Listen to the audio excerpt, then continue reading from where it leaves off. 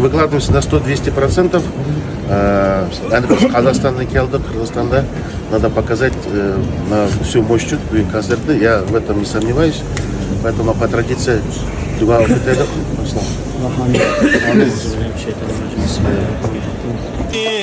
Приду бешкерем бағи, әжап му яман екен, күйек отының дағы, күйек отының дағы.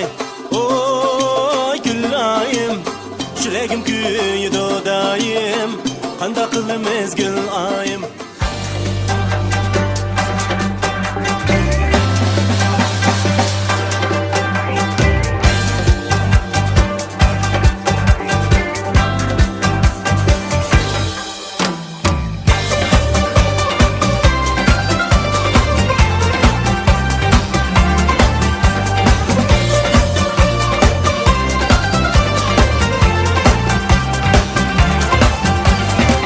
Yıllarımni çeken, özüge rahmetken, yılgıttım kaçırken, yıldızda köşken.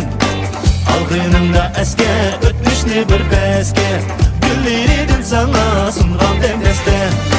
Şiirin demle şunda, arzu ve armanla, koyni dalgandek şattık heveste. Şiirin demle şunda, arzu ve armanla, koyni dalgandek şattık heveste.